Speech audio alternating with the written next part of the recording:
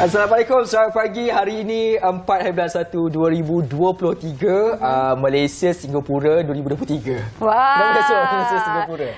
Yelah, mood malam tadi kan. Okay. Kita dapat saksikan kemenangan Singapura pula Malaysia menentang musuh tradisinya Singapura dengan berbalas 4-1. 4-1 dan akhirnya kita akan melangkah ke separuh akhir bagi AFF Cup. Kaitan akhir tidak selesai 2010. Kita memenanginya dan selepas ini kita ke separuh akhir bertemu dengan Thailand yang akan dilangsungkan. Cuma yang menarik malam tadi bukan sekadar 4-1 je, tetapi adalah jumlah penyokong yang hadir lebih daripada 50,000 orang. Wow, dendam terbalas betul-betul malam tadi. Saya sempat juga jeling-jeling lah dekat dapur tengok kan, tapi tak tengok sepenuhnya. Kita nak tahu keputusan je lah kan. Biasa kita faham lah. Kita faham wanita-wanita di Malaysia itu. Tapi yang penting mereka menyokong kita lelaki yang suka sangat menonton bola sepak kan. Itu yang penting. Dia janganlah baby-baby yang kita kalau kita tak buat kerja rumah sebab tengok. Tak apa, kita bagi chat.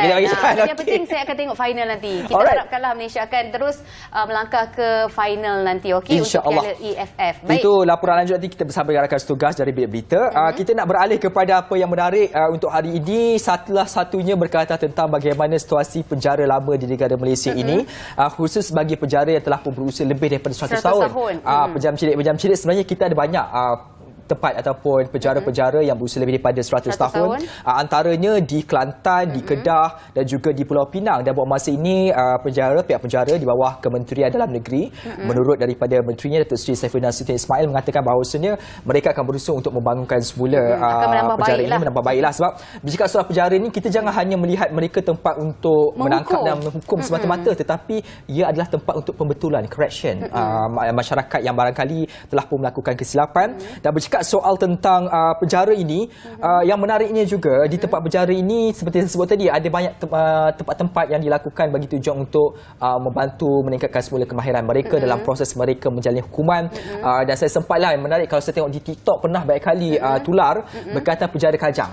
Penjara Kajang dijadikan tempat antara yang sangat famous. Ada tempat untuk spa, ada tempat makan. Saya sempat suka beli kari pap dia. Tapi dah pergi tak penjara di Melaka, Bandar Hilir? Belum lagi. Itu antara tarikan juga, salah satu tarikan pelacur di penjara Bandar Hilir. Ada juga tempat makan, ada juga tempat untuk kita bersantai dan memberi pendidikan kepada khususnya anak-anak yang mungkin nak pendedahan tentang apa itu penjara. Macam Dini katakan tadi, bukan sahaja tempat untuk menghukum tapi tempat untuk correctional. Baik, kita harapkan agar ianya dapat dibangunkan dengan lebih awal selepas ini kerana difahamkan program pembebasan banduan secara lesen PBSL antara yang menunjukkan kejayaan. Bagi kes yang berulang daripada 800 mereka yang ditempatkan, hanya satu sahaja yang berulang. Ini satu tindakan yang cukup baik dan kita harapkan agar perkara yang baik ini akan dapat diteruskan sekaligus dapat mengurangkan lagi isu-isu mereka yang disabitkan kesalahan di dalam penjara. Ini kes tentang penjara. Kita nak beralih pula tentang satu lagi masalah video yang tular. Kita juga sempat tengok dekat media sosial, video yang berdurasi 50 minit, sebuah lori melawan arus. Ini yang tular di media sosial. Pemandu lori lawan arus di link 2 sehingga menyebabkan kemalangan. Seorang pemandu lori dipercayai memandu melawan arus di kilometer 5.5 lebuh raya link kedua Iskandar Puteri sehingga menyebabkan kemalangan, ditahan semalam. Dan kemalangan ini membabitkan sebuah lori dengan 2 buah kereta jenis Mercedes-Benz dan juga Nissan Almera kira-kira semalam pukul 4.30 petang. Dan kemalangan dipercayai berlaku apabila pemandu lori berkenaan dalam perjalanan dari Kulai menghala ke pelabuhan Tanjung Pelepas. Dan saya difahamkan polis ini di bawah pengaruh alkohol sebenarnya selepas ditahanlah dan siasatan dilakukan. Dan satu tindakan akan diambil bagi menyiasat di bawah Seksyen 44/1 Akta Pengangkutan Jalan 1987. Dan kita harapkan agar supaya perkara ini tidak berulang, sebab bercakap soal pemandu yang melawan arus kenderaan, arus jalan ni dah banyak kali dah kita lihat, dan kita nak benda ni berlaku kerana ia boleh membabitkan kemalangan khusus bagi mereka yang kita ni kadang-kadang kita ni dah get ready bawa dengan cantik mengikut peraturan, tapi di atas kesalahan orang lain kesannya juga akan kepada kita dan juga mereka yang mungkin berada di kawasan tersebut. Dan kita harapkan perkara ini tidak akan lagi berulang kembali, dan siasatan ataupun kita harapkan supaya inilah hukuman tu 2-3 kali ganda. Saya memang geram tu orang macam gini kan, yang memang cuai terhadap pemanduan. Tapi itulah seringkali kita ingatkan, walaupun perkataan berhati-hati tu kita dah rasa muak untuk dengar, tapi kena ada orang kata cakna lah dengan perkara ini. Okey, baiklah, antara lainnya banyak perkongsian dari bilik berita juga kita akan kongsi sama, tapi sebelum itu kita nak intai-intai dulu ramalan cuaca, keadaan cuaca kita di Malaysia ini. Silakan.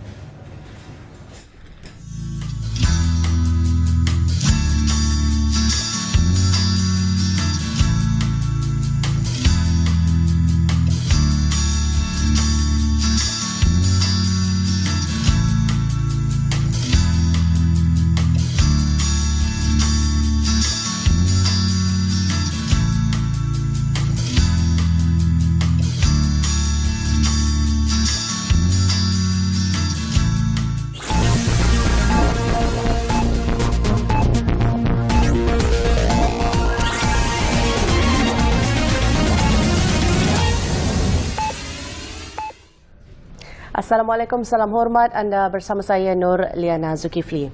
Perdana Menteri berharap majlis ilmu seperti Majlis Mahabah Ulama akan terus dianjurkan di Kompleks Seri Perdana Putrajaya.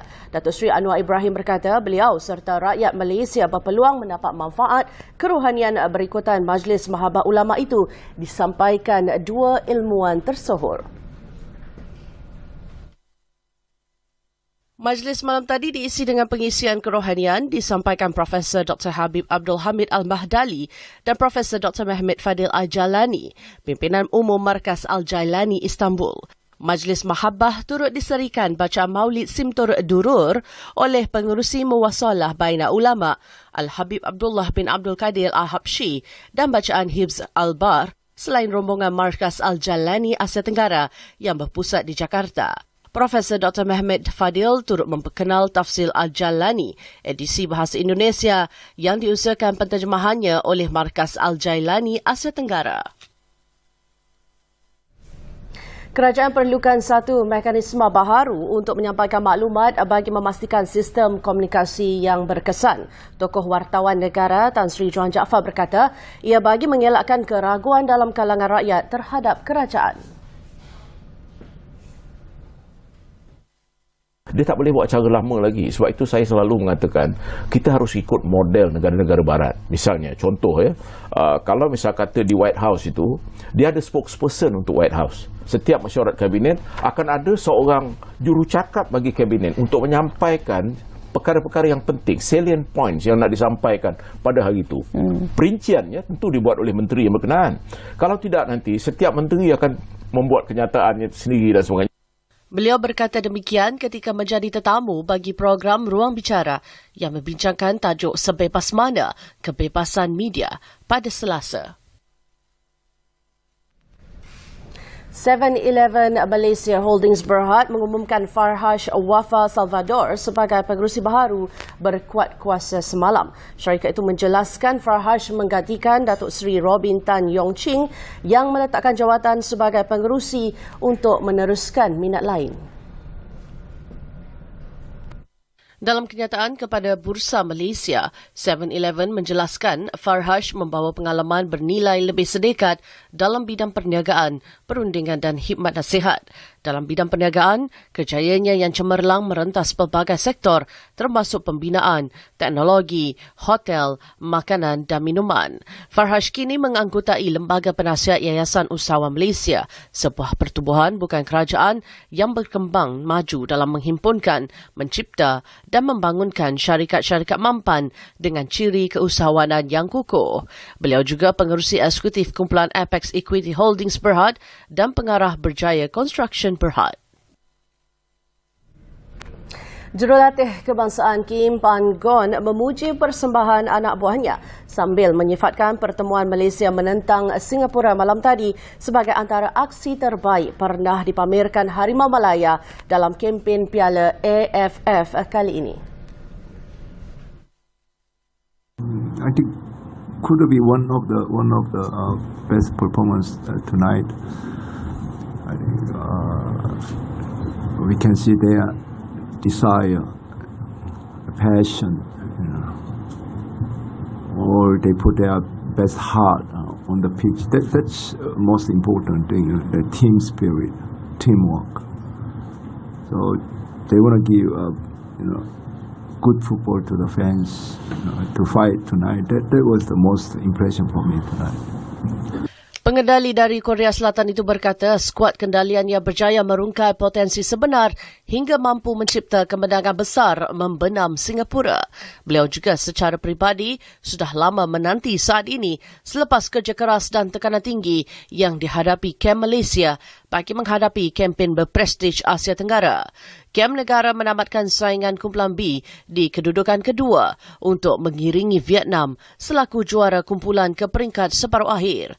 Harimau Malaya akan berdepan Thailand di separuh akhir dengan aksi pertama bakal berlangsung di Stadium Nasional Bukit Jalil Sabtu ini sebelum aksi timba balik di Bangkok 10 Januari ini. Baik, sekian dari Bilik Berita. Untuk laporan lanjut, saksikan Buletin Bernama 11 pagi nanti. Untuk itu, Assalamualaikum, salam hormat.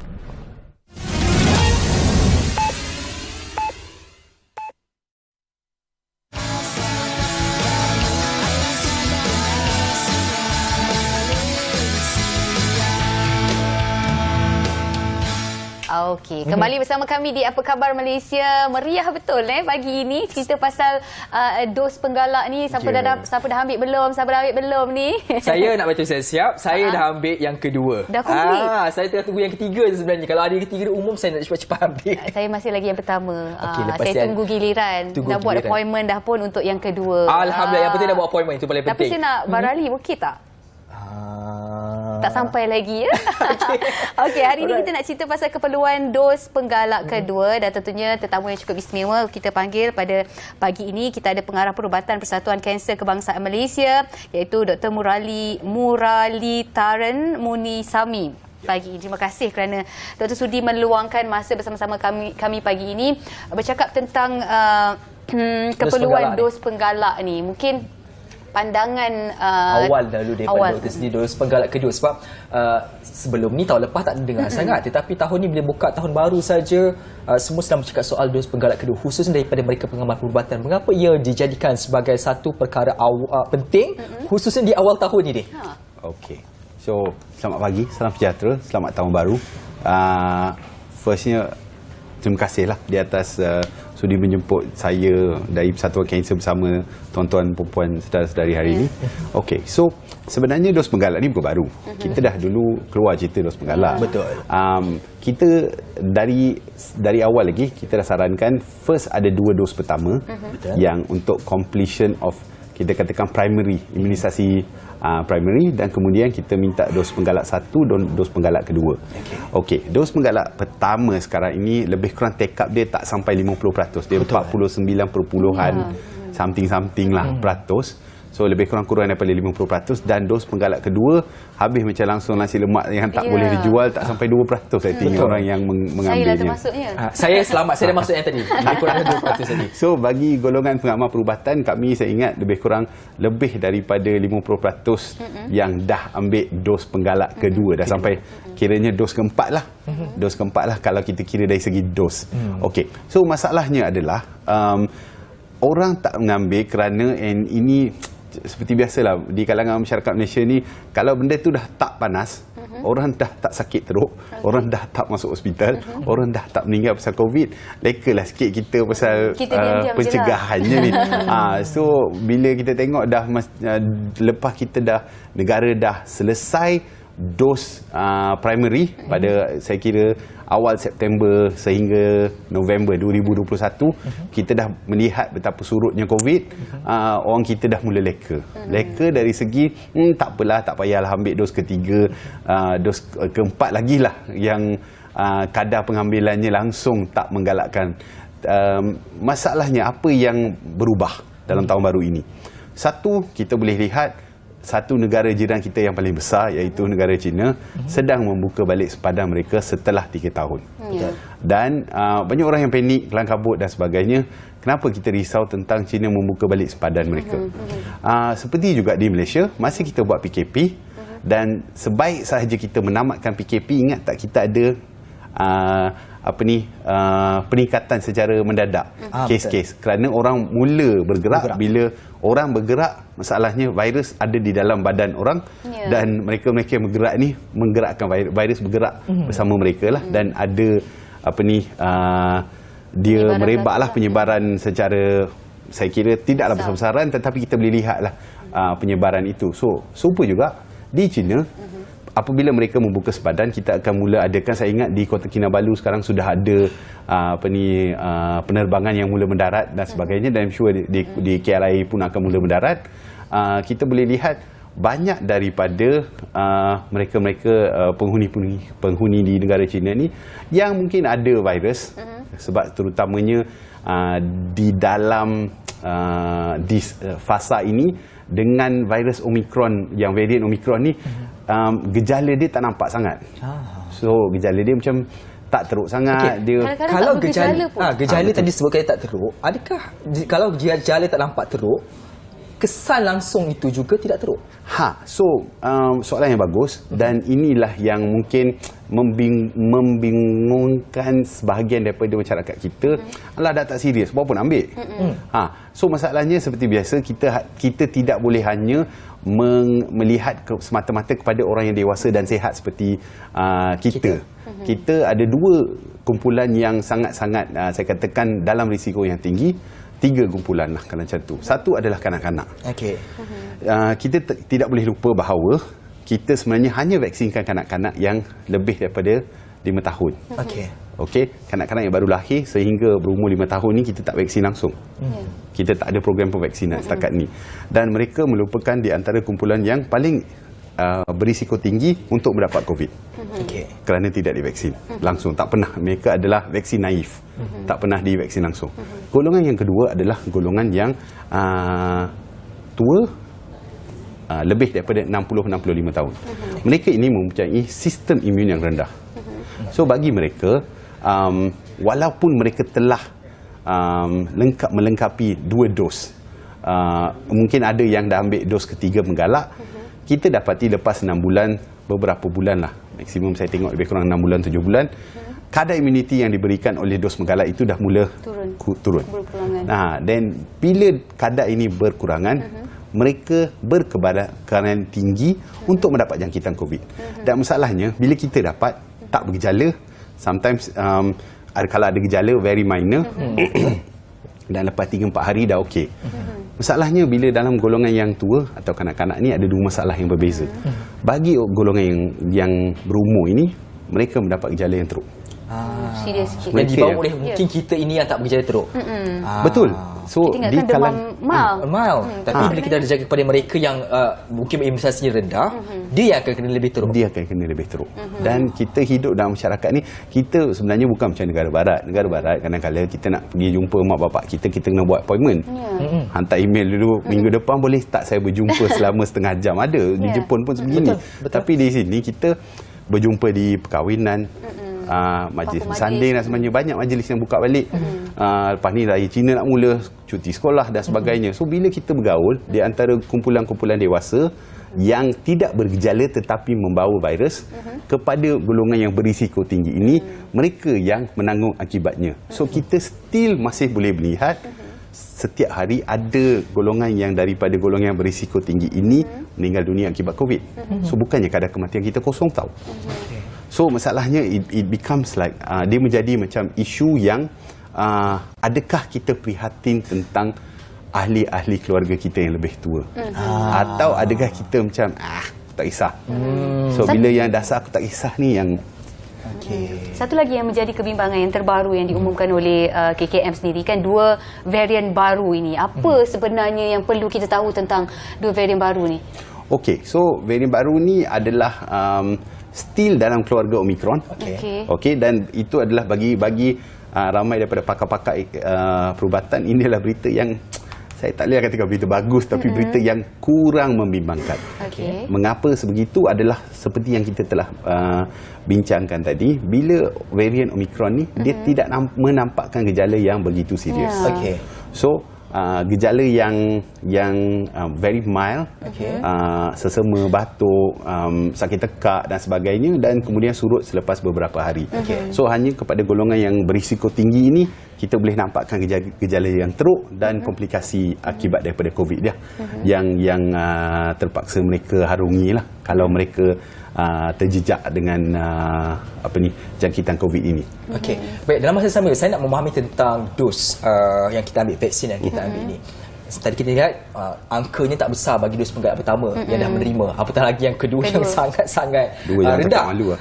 Okey, Mengecewakan. 1.9 sebenarnya daripada keseluruhan rakyat Malaysia. Saya nak tanya berkaitan tentang kesan vaksin ini.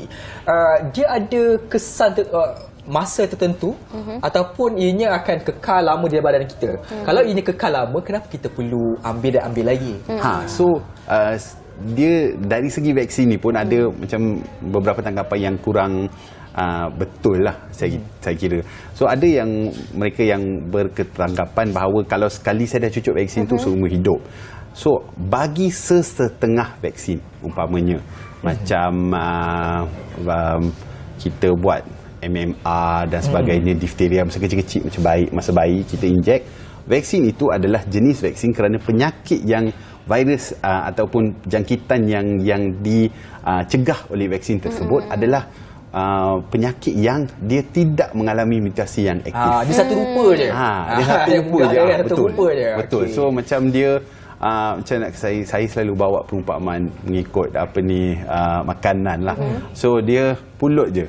Saja. So tapi virus yang macam aktif seperti influenza, sebenarnya kita kalau saudara memang sedia maklum, kita kena vaksin influenza setiap tahun. Kerana influenza ni dia macam nasi lemak. Dia ada yang ada sambal goreng, ada yang sotong, ada yang udang. So setiap tahun virus ini mengalami mutasi yang begitu besar sehingga kan kita kena membangunkan satu jenis vaksin yang khas untuk tahun tersebut. Okey. So serupa juga COVID, kita dah dapati COVID ni adalah Maggi goreng. Sebab itulah. Sebab itulah kadang-kadang salah satu sebab kenapa masyarakat ni takut untuk ambil vaksin mungkin sebab kesannya. Adakah bila kita dapatkan vaksin tu kesan yang kita yang kita perolehi itu adalah kesan yang positif ataupun ia memberi jangka masa yang lama untuk reda? Okey, so di soalan yang memang saya kira panas lah soalan ni. Sebab banyak orang yang ada masalah daripada ambil vaksin ni. Betul. So satunya adalah golongan yang dari awal telah mengambil vaksin Pfizer. Alright. So ketika mengambil dos 1 Pfizer, tak tahu saudara ni ambil dos Saya Pfizer ke? ambil AZ, okey. as a primary. Okay, and then AZ, baru kita Pfizer. Okay. So mereka yang ambil AZ lah, kita cerita AZ dulu. AZ, saya pasti memang yang banyak yang ada demam, sengal-sengal badan, hampir macam collapse first dose. Second dose dah macam okey lagi dah. Dan mereka ini bila mengambil Pfizer macam tak ada efek. Betul.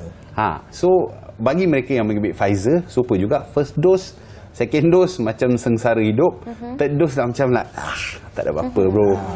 So very non-responsive already. Tiada lagi sebab badan dah mengaklimatasikan dirinya kepada dos vaksin tersebut.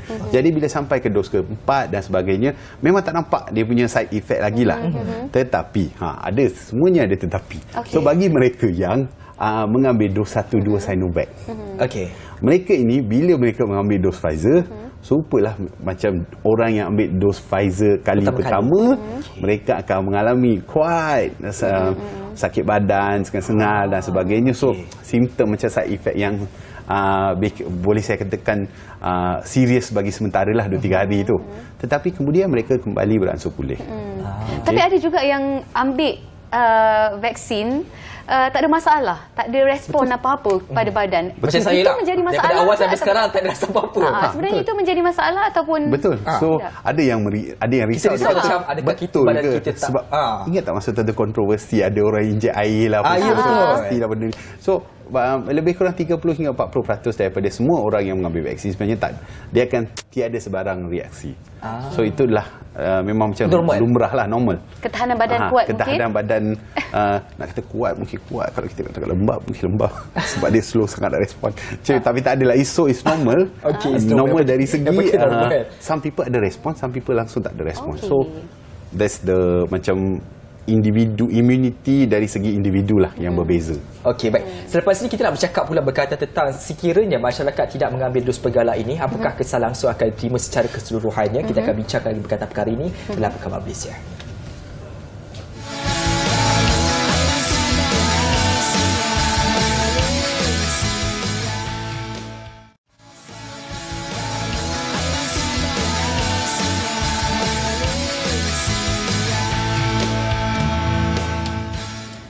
Masih lagi bersama kami di Apa Khabar Malaysia. Kita cerita tentang keperluan dos penggalak kedua. KKM juga menggesa rakyat Malaysia untuk segera mendapatkan dos penggalak untuk kita kurangkanlah risiko bergejala yang serius dan juga kematian yang mengakibatkan wabak ataupun COVID-19 ini ya.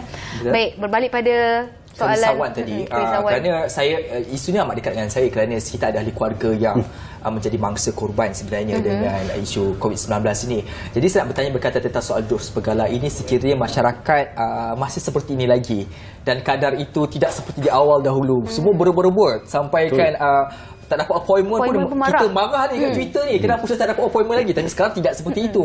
Kalau situasi ini berterusan dengan keadaan situasi semasa varian Omicron yang berubah-ubah sentiasa ini, adakah kita akan kembali semula seperti dahulu? So, pada tanggapan saya, secara jujur lah, saya rasa kita tak mungkin akan kembali kepada paras yang awal, kecuali ada mutasi yang begitu serius lah. Maknanya seperti Delta dahulu. Kita masa awalnya Alpha, original, and then lepas tu ada Alpha, ada Delta. Mutasi Delta tu pada masa itu adalah sangat-sangat berbahaya. Kerana bukan sahaja senang menjangkit orang, tetapi juga kadar gejala yang diberikan serta komplikasi pada sistem paru-paru sangat teruk pada masa itulah. Tapi varian Omicron sekarang ni, walaupun kadar jangkitan dia jauh lebih tinggi daripada Delta, namun gejala yang diberikan, the severity, keseriusan penyakit itu sendiri tidak begitu teruk. So kita nampak gaya bahawa mutasi mengikut trend ini.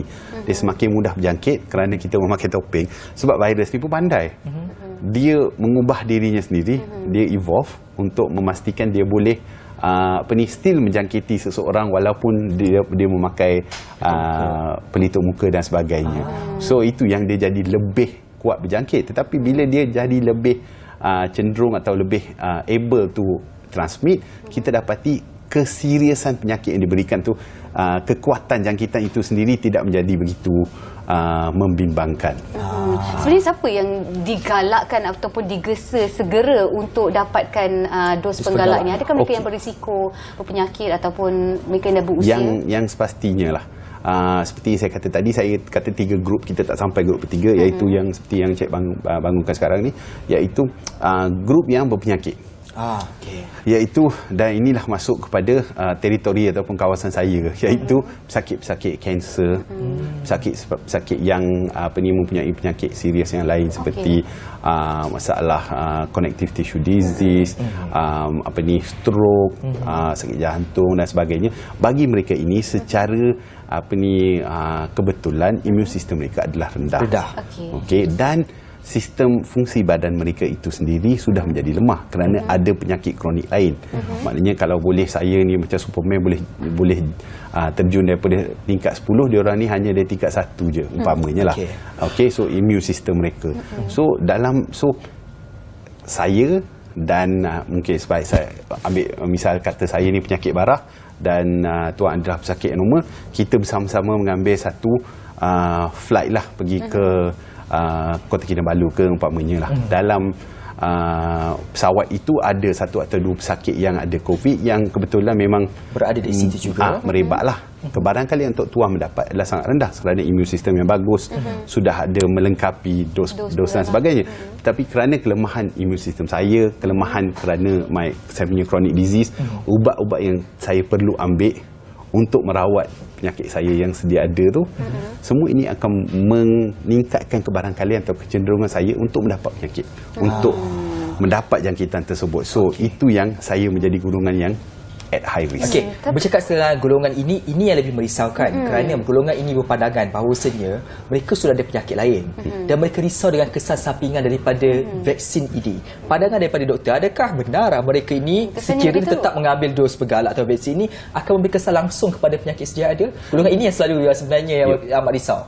Betul, dan sebenarnya dengan bernama sendiri pada masa itu 2021 kita ada satu kempen yang dipanggil InfoVax, dan setiap kita bawa pakar-pakar perubatan daripada semua jenis lapangan yang berbeza, pakar kardiovaskular, pakar stroke dan sebagainya, dan mereka sendiri mengkaji dan memberikan pandangan tentang setiap jenis penyakit itu dan bolehkah atau selamatkan mereka untuk diberi dos penggalak. Dan kita boleh lihat di seluruh dunia sebenarnya tak ada masalah bagi golongan yang berisiko tinggi ini.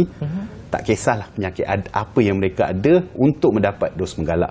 Malah bukti menunjukkan bila mereka tidak mendapat dos penggalak, itulah yang mereka lebih cenderung mendapat COVID, dan kebarangkalian mereka untuk mati, masuk ICU, mendapat komplikasi yang sangat teruk jauh-jauh lebih tinggi. Kesannya bagaimana? Adakah dia akan turut merasai macam kita yang normal, tak ada masalah ataupun tak ada risiko penyakit? Bagaimana? Pening-pening ke? Still demam ke? Ataupun still demam, pening-pening, tetapi yang bila orang yang saya kata susahlah, kadang-kadang kita kekok kata normal kan, tapi orang yang berisiko yang tidak berisiko tinggi ini, golongan ini lepas 4-5 hari kita boleh lihat gejala akan surut. Tetapi bagi golongan yang berisiko tinggi, orang yang dah mempunyai penyakit lain dan sebagainya, pada hari ke-4 ke-5 tu mula mendapat masalah paru-paru, sukar bernafas dan sebagainya. So, and then kelesuan badan, kesuraman dan sebagainya, jangkitan pelbagai organ lain dalam badan. Hari ke-3, 4, 5 dah boleh melihat kadar penurunan sistem imuniti itu dengan begitu teruk. Pengalaman doktor sendiri mendekati mereka yang berisiko ini, contohnya kanser ataupun penyakit jantung yang dah mengambil dos penggalak ni, bagaimana? Apa yang mereka reaksi rasa? badan mereka itu? Reaksi. So sebenarnya saya yang kelakar lah. Bagi golongan yang berisiko tinggi ini, bila mereka mendapat dos, tak kisahlah dos penggalak ke dos awal ke, reaksi badan mereka jauh lebih rendah dari segi side effect berbanding dengan orang yang tidak berisiko ataupun golongan like public ni lah, orang awam ni lah. So kebarangkalian mereka macam saya masa first dose Pfizer, saya out, kata pengsan lah, dia kurang dekat sejam. Kerbau macam ni pun pengsan sejam. Tapi isteri saya yang saya ingat, dia 5 kaki 2, 5 kaki 3, tak sampai 50 kilo, dia normal je. So but very interesting, bila kita memvaksinkan golongan yang macam sakit kanser dan sebagainya, reaksi mereka hampir normal. So mereka almost tak ada side effect. So jadi dari segi side effect, saya katakan tidak membimbangkan lah. Okey, alright. Saya nak bercakap juga berkaitan tentang dos penggalak ini dalam konteks bagaimana kita melihat tentang keperluannya kepada masyarakat, khususnya kepada golongan berisiko. Kita bercakap tadi orang yang dah sedikit berusia kan. Ketakutan mereka ini seringkali dilihat berdasarkan kepada maklumat-maklumat yang tidak tepat. Dan bagaimana peranan yang perlu diambil sebenarnya bagi masyarakat secara keseluruhan dia dalam menyebarkan maklumat-maklumat ini. Pandangan daripada doktor, apa yang perlu untuk dipertimbangkan dahulu bila mendapat maklumat berkaitan tentang soal kesihatan, supaya mereka ni tidak dapat maklumat-maklumat yang tidak benar, yang salah, yang akhirnya akan menggagalkan usaha kita untuk memberikan dos penggalak ini. Dari situ macam mana nak hilangkan rasa takut tu? Betul. So beberapa langkah yang kita perlu lakukan. Saya ingat kita balik kepada apa yang kita lakukan pada masa dahulu, iaitu satu, saya ingat kita dah bekerjasama dengan Kementerian Kesihatan untuk bangunkan balik sistem hotline. Hotline di mana secara WhatsApp dan juga secara talian, di mana sesiapa yang risau, mereka khawatir, bimbang ataupun rasa bingung, nak ambil ke tak nak ambil, boleh menghubungi talian-talian yang sedia ada untuk mendapat maklumat yang lanjut secara individu. Daripada betul ke saya ni sebagai seorang pesakit yang ada sakit jantung dan juga barah dan juga thalassemia umpamanya, boleh tak saya ni mengambil? Kalau sanksi tak ada masalah, telefon. Telefon ataupun hubungi melalui WhatsApp. Dan saya dengan rakan-rakan di Kementerian Kesihatan Malaysia sudah ada perbincangan untuk aktifkan balik. So Persatuan Kanser sendiri pada masa itu kami membuat hotline untuk 24 jam dan kami akan aktifkan balik menjelang dalam 2-3 hari ini. Talian hotline percuma lah, yang 1800 kita akan kongsikan dengan saudara-saudari untuk ini satu usaha yang baik dapat menghilangkan kebimbangan tersebut. Dapat dengar daripada doktor sendiri cakap, kita akan lebih percayalah. Anak-anak pun ataupun ahli keluarga ataupun orang terdekat pun main peranan juga. Kalau boleh janganlah kita kongsikan maklumat ataupun cerita-cerita yang mungkin tak ada di adik-adik kita untuk dapat perhatian kadang-kadang ni sebenarnya. Dan tangan tu Tangan terjaga sikit. tangan Jangan WhatsApp share. tu. Tangan WhatsApp tu. Kerisauan lagi kan mak ataupun ayah kita ataupun mereka yang dah berusia yang ada risiko penyakit ini. Okey, saya tertarik untuk menyentuh tentang vaksin bivalent.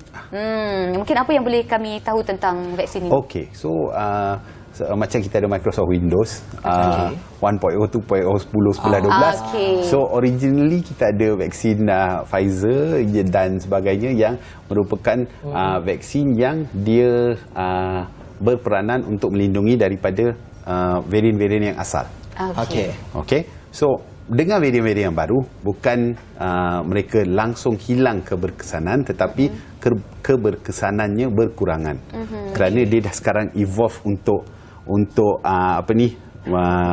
menjadi merintangi atau dia boleh menentang vaksin ataupun antibody yang dikeluarkan. Okey. So bivalent ini adalah vaksin baru yang sekarang mula dikeluarkan, yang dia ada kedua-dua jenis pencetusan antibody untuk varian yang asal dan juga untuk varian-varian Omicron yang baru. Okey, maknanya kalau tak dapat dos awal ataupun dos penggalak, terus nak ambil, kita tunggu kita nak dapatkan bivalent ni, boleh ke?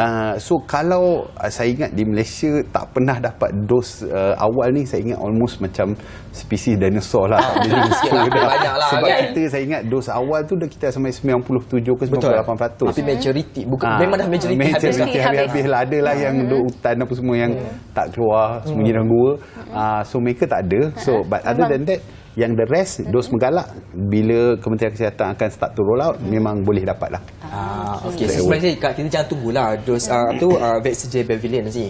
Dengan keadaan sedia ada, kerana dos penggalak pun boleh diambil dahulu, tetapi nanti kalau sudah ada di Malaysia di pasaran itu, barulah kita boleh ambil. Tapi yang penting jangan tunggu.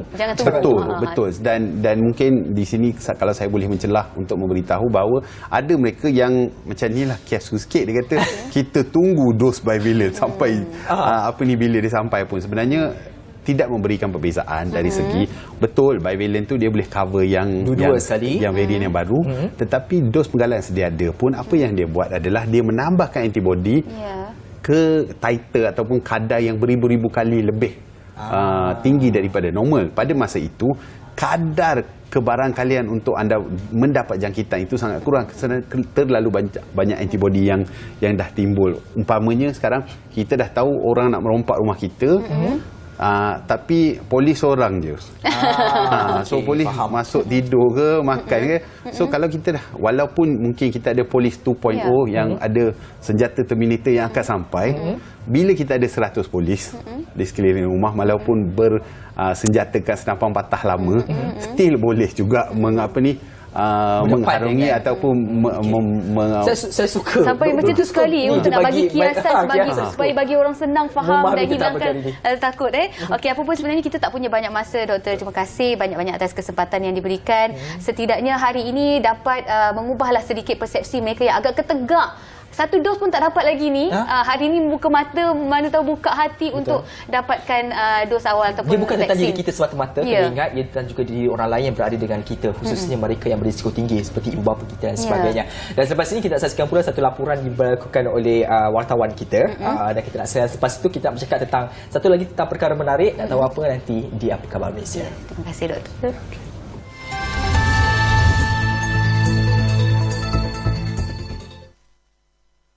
Salam sejahtera kepada semua penonton Bernama TV.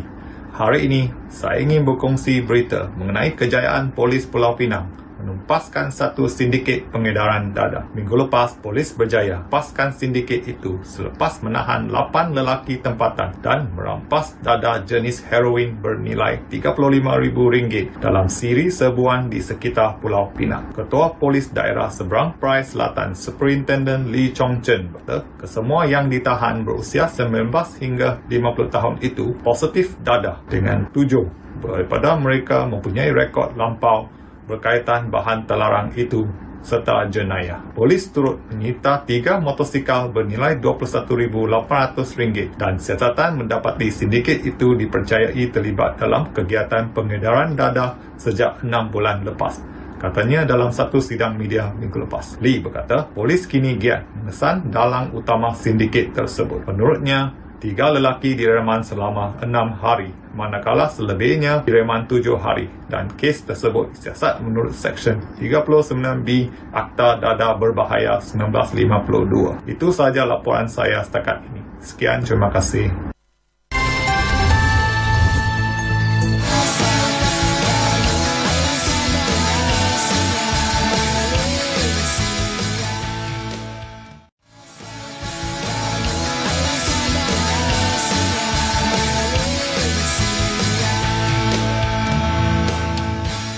Baik, usaha kita untuk memastikan supaya semua golongan di Malaysia ini mendapat tempat dan perhatian, kita akan teruskan. Dalam masa sama juga kita nak memastikan supaya tidak ada mereka yang ketinggalan.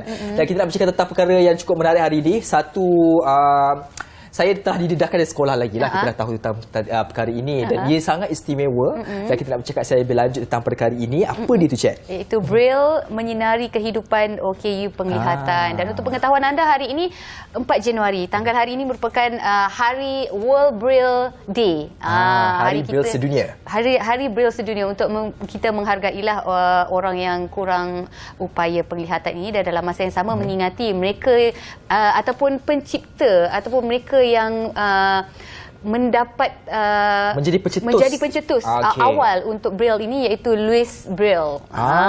Okey. Saya baru tahu tu. Okey. Baru Cik buat kerja rumah. Baik, hari ini kita bersama dengan Dr. Ahmad Syamsuri Muhammad di studio untuk bercerita tentang, kita nak tahu lebih lanjutlah sedikit sebanyaklah kalau tentang kita tahu sejarah. nama tadi, kita nak tahu macam mana sebenarnya permulaan itu. Dr. Syamsuri mungkin boleh ceritakan kepada kita bagaimana sebenarnya evolusi itu bermula. Okey, terima kasih Cik dan Dini. Assalamualaikum warahmatullahi wabarakatuh dan selamat pagi para penonton. Terlebih dahulu saya ingin ucapkan selamat Hari Braille Sedunia kepada semua, terutamanya mereka yang menggunakan Braille lah untuk mengakses bahan bacaan, untuk mendapatkan maklumat. Okey, dan bercakap tentang Hari Braille Sedunia ini, 4 Januari dipilih kerana ini adalah tanggal kelahiran Louis Braille. Louis Braille dilahirkan pada 4 Januari 1809. Okay, dan beliau menjadi cacat penglihatan pada usia 3 tahun. Dia kemalangan di bengkel bapa dia yang membuat barangan kulit. Jadi dia jadi sebelah mata je mengalami kemalangan, tapi akibat jangkitan kuman beliau kehilangan penglihatan kedua-dua belah mata pada usia 4 tahun. Jadi lepas tu dia dimasukkan ke sekolah untuk orang kanak-kanak cacat penglihatan lah. Dan beliau diajar satu tulisan taktil, tulisan timbul yang digunakan oleh tentera untuk berkomunikasi pada waktu malam. Dan dia punya tulisan tu besar dan timbul tinggi lah. Jadi bila Braille ni sudah berusia, bila dia dah tamat pengajian, dia berkhidmat sebagai guru di sekolah tersebut, beliau mengubah sedikit tulisan tersebut, menjadikannya lebih kecil, menggunakan 6 titik. 6 titik yang membentuk kombinasi huruf dan nombor lah. Okey, saya tertarik tentang kombinasi dan juga nombor. Sebab ada 6 titik itu kan, sebab kita pernah kan melalui macam mana kita nak memahami, adakah mengambil masa yang lama untuk kita arif tentang tulisan Braille tersebut? Kan dia mengambil masa cukup lama. Dia bergantung kepada individu tersebut lah. Kalau individu tersebut telah diajar sejak dari kecil, seperti saya belajar Braille bermula pada umur 7 tahun. Jadi untuk basic huruf dan nombor dalam masa 2 minggu dah boleh kenal dah. Tapi Braille ni dia ada grade 1 dan grade 2. Jadi grade 1 tu adalah untuk huruf dan nombor, dan grade 2 ni untuk singkatan lah. Sebab huruf Braille ni besar kan. Jadi untuk menjimatkan kertas, grade 2 ni digunakan untuk menjadikan buku tu lebih nipis. Singkatan lah. Jadi untuk singkatan tu lebih kurang dalam perlukan lagi 3 bulan. Tapi untuk mereka yang buta dewasa, mungkin kehilangan penglihatan setelah berusia, kerana Braille ni memerlukan diri sentuh. Jadi kita sentuh menggunakan tangan, menggunakan jari. Jadi kalau belajar dari kecil, jari kita sudah peka. Tapi apabila mereka yang buta, apabila dewasa, mungkin mereka sudah kurang peka. Jadi mereka mengambil sedikit masa lah untuk belajar Braille. Untuk macam saya yang tak pernah ada pengalaman menyentuh Braille ni, saya tengok melalui research Google sahaja. Dia bagaimana? Adakah tulisannya sama ataupun titik-titik tu sama macam abjad ABC kita, ataupun ada dia Macam dia tak mengenai ABC macam tu mana? lah. Bentuk dia berbeza. Contohnya dia tidak timbul seperti huruf A rumi. Sebab kalau dia timbul macam tu, buku tu akan jadi lagi tebal. Jadi contohnya A Braille ni adalah setitik, sebiji sahaja. Dan B tu adalah 2 titik. C 2 titik juga tapi kiri dan kanan. Jadi B atas dan bawah 2 titik. C titik 2 titik kiri dan kanan. Jadi kombinasi 6 titik tu dia akan membentuk huruf, nombor dan sebagainya. Okey, baru saya tahu ni. Rasa sendiri kan, nak cuba sendiri kan. Bercakap tentang Braille ni juga, adakah ini ada perbezaan antara, sebab macam kita tulisan bahasa Melayu rumi. Kemudian macam kita ada tulisan bahasa Arab tu kan, sebab Jawi kan. Adakah dalam Braille juga ianya mempunyai perbezaan?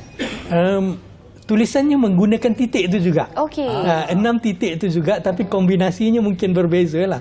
Contohnya alif dengan A itu sama. Ba dengan B itu sama. Ta dengan T itu sama. Cuma yang sedikit berbeza, kalau mungkin Chat dan Dini, saya sebelum ni katakan ada 6 titik kan. Itu asasnya. Tapi sekarang Braille ada juga yang menggunakan 8 titik. Contohnya kanji, Mandarin Braille, mereka menggunakan banyak simbol kan. Jadi mereka memerlukan lagi banyak kombinasi untuk menghasilkan simbol-simbol tersebut. Satu lagi yang lebih menarik, antara menggunakan mesin Braille dengan komputer, mana yang lebih mudah digunakan? Saya pun baru tahu. Ada tak ada mesin Braille komputer? Untuk komputer. Betul. Di komputer kita ada perisian. Komputer-komputer yang sama seperti Chat dan Dini gunakanlah. Cuma kita install perisian untuk Braille tersebut. Yang kita panggil Duxbury Braille Translator. Mana keyboard guna yang keyboard yang lain? Keyboard yang sama. Sama. Keyboard yang sama. Cuma kita kalau nak tulis biasa, kita akan gunakan layout keyboard biasa. Kalau nak tulis Braille, kita ubah kepada layout keyboard Braille. Jadi Duxbury Braille Translator ni akan import file daripada dalam bentuk Word dan sebagainya, dan kita translate ke Braille. Ataupun kita boleh juga menaip di keyboard komputer. Jadi sebenarnya kalau nak kira kemudahan, di komputer lebih mudah. Tapi nak kira kenikmatan Braille tu lagi nikmat. Mesin Braille ni kita panggil Braille. Ianya lagi nikmat lah sebenarnya. Dia bunyi dia lagi bising. Braille tu lagi berat sebenarnya. Dia berat, dia lebih kurang 7 kilo. Dia typewriter dia hanya ada 6 key untuk huruf, ada space bar, ada untuk enter, dan ada untuk backspace. Itu sahaja. Adakah di Malaysia ni ada lagi ada penciptaan keyboard Braille sebenarnya yang kita tak tahu? Keyboard Braille kita tak ada cipta, cuma melalui satu penyelidikan di Universiti Teknologi Mara, mereka menghasilkan satu device yang dinamakan e-Braille Quran. Jadi dia membolehkan Braille tu dimasukkan ke dalam SD card dan dibaca di device tersebut. Jadi tak perlu guna kertas. Alright, Doktor, saya nak bertanya tentang akses pula, kerana kita sudah pun kita lihat untuk ilmu itu dia melangkaui usia dan juga siapa pun kita latar belakang kita, dan orang penglihatan ini juga, masalah penglihatan ini juga memerlukan juga akses kepada ilmu dan juga pengetahuan. Soal buku-buku akademik, buku-buku akses terhadap buku-buku akademik yang bersifat Braille, adakah kita berada di yang memberasangkan? Sebenarnya untuk akses kepada bahan bacaan bagi OKU penglihatan, kalau nak katakan sama tahap dengan orang lain, masih lagi jauh beza sebenarnya. Sebab untuk menghasilkan bahan bacaan yang boleh diakses oleh OKU penglihatan, langkahnya bukan satu langkah yang mudah. Seperti yang saya katakan tadi, contohnya apabila saya dapat satu buku bercetak, saya perlu scan okey, perlu imbas, okey, convert ke dalam bentuk Word, okey, masuk ke dalam perisian Duxbury tadi, okey, translate ke Braille, dan baru print ke dalam bentuk tulisan Braille. Jadi prosesnya sangatlah panjang, kan, dan dia memakan kos sangatlah tinggi lah. Okey, tapi sedikit berita baik untuk kita di Malaysia. Sejak 31 Mac 2022, Malaysia telah menandatangani perjanjian Marrakesh. Okey, perjanjian Marrakesh ni membolehkan kita mengimport dan mengeksport buku dari luar negara, buku Braille ataupun buku yang boleh diakses oleh OKU Penglihatan, sama ada dalam bentuk cetak besar, dalam bentuk audio, untuk kegunaan. Contohnya, saya mengajar dalam bidang kaunseling. Mungkin satu buku dalam bidang kaunseling ni ada di US. Jadi saya boleh minta di perpustakaan di US, melalui Perpustakaan Negara Malaysia untuk hantar buku tu ke sini, kongsi dengan kita. Sebab kita merupakan penandatangan Marrakesh, perjanjian Marrakesh. Okey, sikit lagi yang saya nak tahu tentang rahsia Braille ni yang mungkin orang lain tak tahu. Tulisan Braille melalui tulisan Braille Al-Quran pula. Mungkin doktor boleh perjelaskan dekat situ bagaimana untuk mereka yang kurang upaya penglihatan ni untuk dapatkan Braille Al-Quran ini. Braille Al-Quran. Okey. Projek untuk membrailkan Al-Quran ni telah bermula daripada memang sejak tahun lama dululah. Okey, dan dikomputeriskan sejak awal 90-an. Okey, dan di Malaysia memang kita ada Quran di dalam Braille. Malah kita pun hantar ke luar negara. Jadi Quran dalam Braille ni dia mempunyai dicetak kedua-dua belah lah, double sided, dan apabila dicetak kedua-dua belah ni, dia untuk satu Al-Quran 30 juzuk tu dia memerlukan 6 buku Braille. Jadi kalau Al-Quran biasa hanya satu buku, tapi Braille ada 6 buku, dan berat dia lebih kurang 7 kilo lah. Okey, kita faham macam mana kepengurusan itu, dan di akhir ini sikit saja kita nak bagi membantu memperkasa lagi penggunaan Braille ini di negara Malaysia, khusus bagi mereka yang memerlukan, kepada anak-anak kecil kita ini kan, yang sudah pun masalah penglihatan daripada kecil. Adakah wujud keperluan untuk kita memastikan ia jadikan sebagai satu silibus wajib di peringkat sekolah untuk mengajar mereka ini menggunakan Braille, supaya mereka ini daripada awal lagi mendapat pendedahan tentang Braille ini? Ya, kalau kanak-kanak cacat penglihatan tersebut belajar di sekolah pendidikan khas ataupun di program pendidikan khas atau integrasi bagi kanak-kanak cacat penglihatan, mereka akan diajar Braille. Okey. Tetapi kalau mereka belajar di sekolah biasa, sebab sekarang kita ada zero reject policy, polisi sifar penolakan, jadi mereka mungkin tidak belajar. Tapi nasihat saya, walaupun mungkin kanak-kanak tersebut mempunyai penglihatan terhad ataupun rabun pada usia sekarang, lebih baik mereka start belajar Braille. Mula belajar Braille, kerana untuk sesetengah OKU penglihatan, penyakit mereka ataupun setengah simptom mereka akan hilang penglihatan secara beransur-ansur. Jadi apabila mereka dewasa, mereka akan jadi buta sepenuhnya. Jadi pada masa itu, kalau mereka baru nak belajar Braille, agak sukarlah. Baik, itu adalah salah satu usia mungkin boleh dilakukan daripada awal lagi. Ini satu perkongsian sangat menarik tentang Braille ini. Kita harapkan agar ia mendapat tempat terus, dan banyak lagi akses itu diberikan kepada mereka. Terima kasih banyak-banyak kepada Dr. Ahmad Syamsuri Muhammad. Kita sudah pun berada di hujung rancangan ketika ini, dan kita harapkan agar hari anda akan terus disinari dengan sesuatu yang indah-indah belaka untuk tahun 2023 ini. Saya Dina Syahsari mengundur diri. Saya Cedi unturkan diri. Sampai kita jumpa lagi. Assalamualaikum. Bye-bye.